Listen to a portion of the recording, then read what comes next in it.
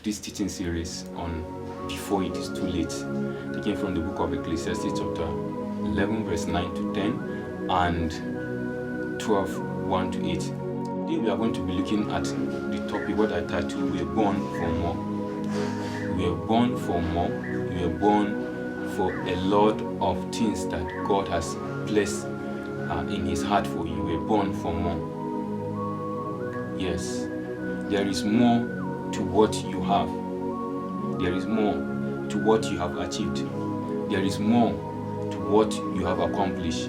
There is more to what God in His infinite mercy has given to your parents to be able to train you with. You were born for more. You may be the most smartest person in your class, taking all the awards they are giving in your secondary school, or you must have been the best graduating student in your secondary school. I want to let you know there is more to that. You have taken all the awards, award of the youngest student to do so, award of the youngest boy to do this, award of the most brilliant, award of the most neatest, award is those things are very, very good. But there is more. We are going to look at that God has created me for. We are going to read from the book of Ecclesiastes chapter 11 from verse 9 to 10. So I will read it. I don't want to quote it from my head. I will just read it. It says, "Rejoice, O young man, in your youth, and let your heart cheer you in the days of your youth." I'm reading from the New King James. "Walk in the ways of your heart, and in the sight of your eyes, but know that for all this God will bring you into judgment.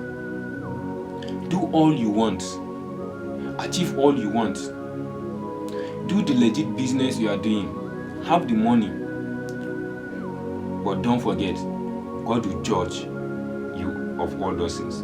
Verse 10 says, "Therefore, remove sorrow from your heart, and put away evil from your flesh, for childhood and youthful age are vanity." Childhood and youthful age are vanity. They become so much terribly vanity if you don't use them to fulfill God's purpose for your life. Now, the first thing I want you to know here is the youthful age is a season of opportunities. This is the time where when you see a gathering of people moving in a direction, having a heart to impact lives, maybe let's say for outreach, maybe evangelist, school visitation, hospital visitation, or there is a project that is needed and that is needed to be done, and there is a need for young people. You can put your strength in that. This is an opportunity time for you to open up to various opportunities that God will be bringing your way. It is a season because presently now, why do you think that most companies take young people? They say the person must have so grade, he must have this, maybe a first class in this course, and the person must have 5 O-level excellent result. The person must not be more than 30, must not be more than 40. They say from age 22 and 25. Why do you think they are doing that? Because they know that is when you have the strength, you have the capacity to handle which they are going to handle to give to you in that company. So this is time for opportunity. So as you are pursuing the career, you are pursuing whatever it is God is bringing your way, whatever it is you are doing that is legit. Not just dancing on social media for dancing's sake, just to get followers. Not just doing content just to get followers and get money. No, but making content, opening yourself on the social media for opportunities that will bring breakthrough, that will bring impact to people's life. It is time for opportunity. Life isn't just random. God has a plan for it. You didn't just come to live life, okay, you just plan your life. By the time I'm 20, so I should be finishing secondary school and university. I finished at 16, finished secondary school at 16, graduate at 20 or 21, serve at 22, get a company and begin to work, marry after 2 years. It is very good. That is a very good plan. But there is more. God has planned it for you. God is the manual of, is the owner of your life, is the manufacturer. And the manual he gave is the word of God, the Bible. The manual he gave for you to have good success is the word of God. Remember what the Bible told Joshua, that you should meditate on this word day and night.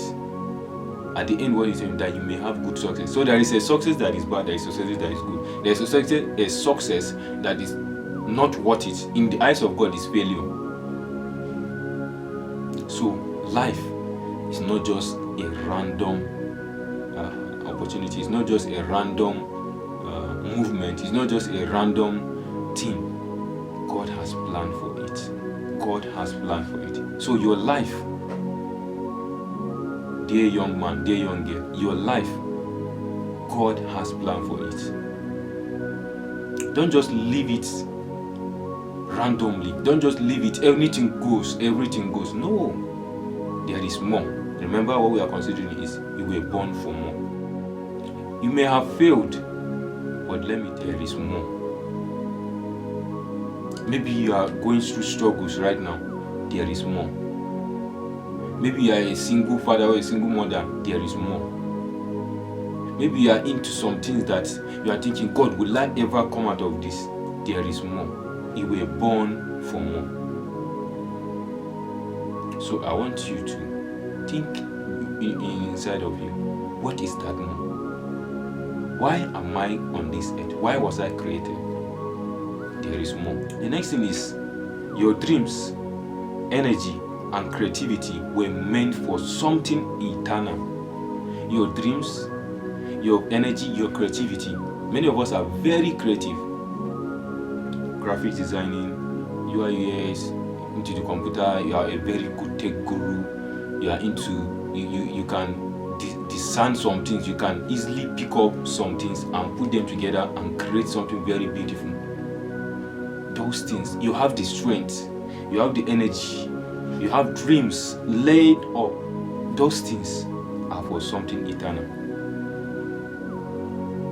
The one that when you go back, your Father in heaven will ask you, what did you do with what I gave you? The dreams I showed you, the energy I gave you, the opportunities I gave you, the creativity I gave you, the talent I gave you. What did you do with it? Remember the parable of the talent, the one with 5, the one with 2, and the one with 1.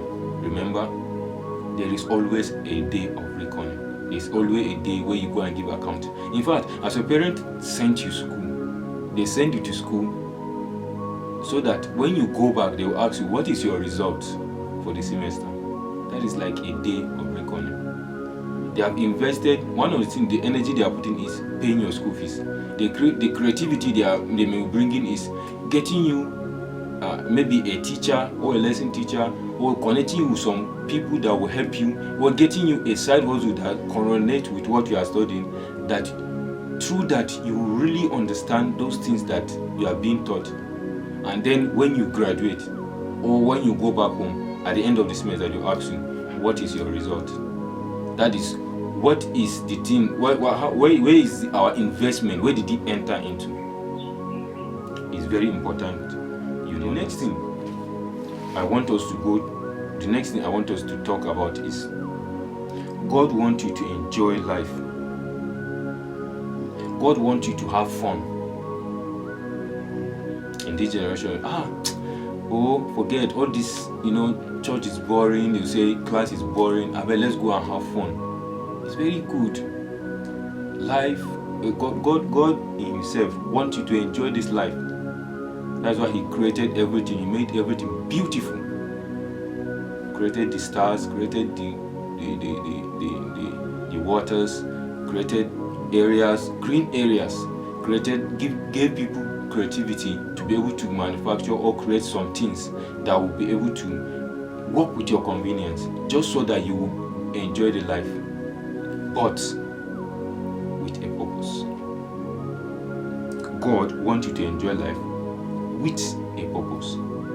So don't just jump into just enjoying life, going to parties, throwing money here and there, doing things that are not even relevant at the time, doing things that doesn't bring joy and fulfillment, that by the time you go back to your room, you will be crying, why did I even go to this place? Or why did I involve myself with this kind of friends?